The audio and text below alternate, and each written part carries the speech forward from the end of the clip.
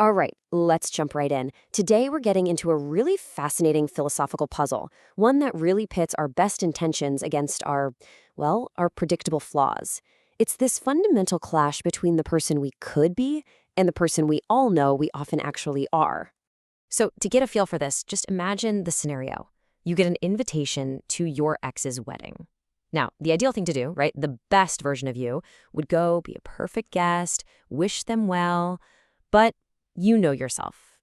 You just know that if you go, you're going to have a few too many drinks, and you're probably going to make a scene. So, the next best thing is to just politely decline. What's the right call? What should you do? And believe it or not, your answer to that really awkward question puts you right in the middle of a major debate in moral philosophy. This goes way beyond social etiquette. It gets to the very heart of what our moral obligations even are. To really unpack this, philosophers love to use this classic thought experiment. So let's dive into the specifics of this little moral puzzle. Okay, so our main character is Professor Procrastinate. And yeah, as you can probably guess from her name, she's got a very particular, very predictable character flaw. So, a really bright student asks her to write a reference letter. And this is a huge deal. I mean, this letter could literally make or break the student's entire career. The professor has a few different ways she could play this.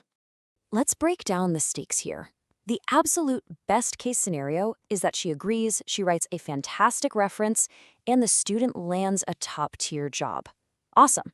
The second best outcome? She just says no, she declines, and the student goes on to get a decent second-rate job. Okay, but the absolute worst outcome?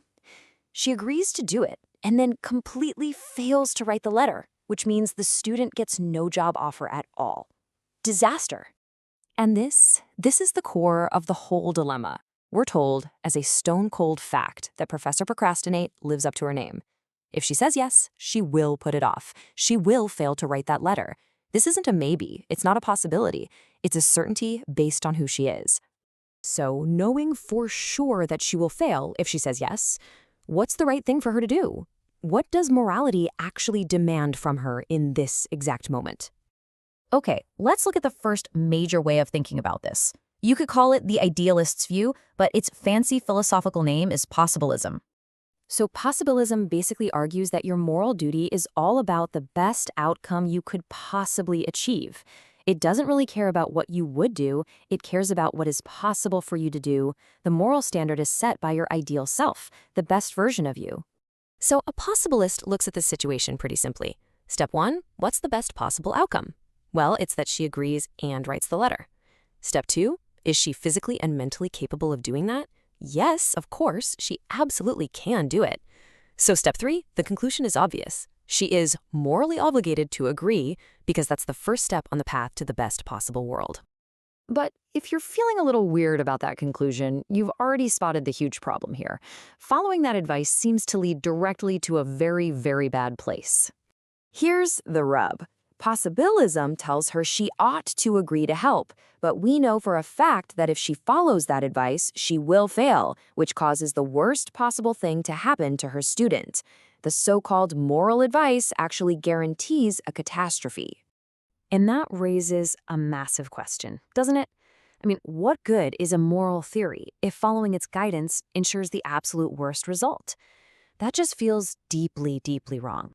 So, if that idealist's view seems off, what's the alternative?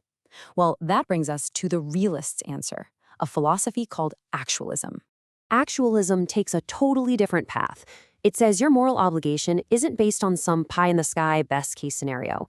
No, it's based on the real, predictable consequences of your actions, on what would actually happen if you choose to do something. The actualist's logic is pretty straightforward. They'd say, look, if she agrees to help, we know the worst outcome would happen. If she declines, the second best outcome would happen. And since second best is obviously better than worst, her moral obligation is simple. Decline the request. It's practical. It avoids disaster. Case closed, right? The realist approach just seems so much more sensible. Well, not so fast. Actualism has its own really serious problem.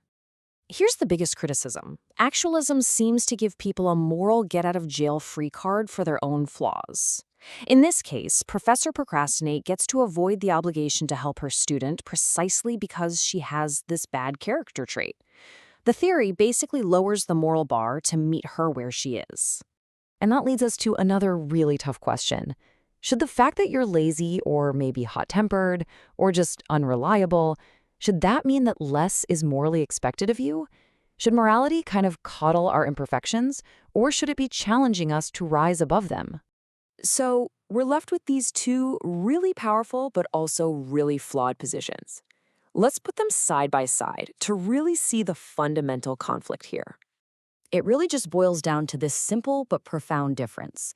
Possibilitism, the idealist view, judges you against your best possible self, what you could do. But actualism, the realist view, judges you based on your predictable, actual self, what you would do. So here's the fundamental trade-off. Idealism, possibilism, it holds us to a really high standard, which feels right, but its advice can be totally impractical, even destructive in the real world. On the other hand, you have realism, actualism, which gives practical, harm-reducing advice, but it does that by potentially letting us off the hook for our own character flaws, maybe even excusing them. And that leaves us with this final massive question, one that goes way beyond professors and exes' weddings. What is the point of morality?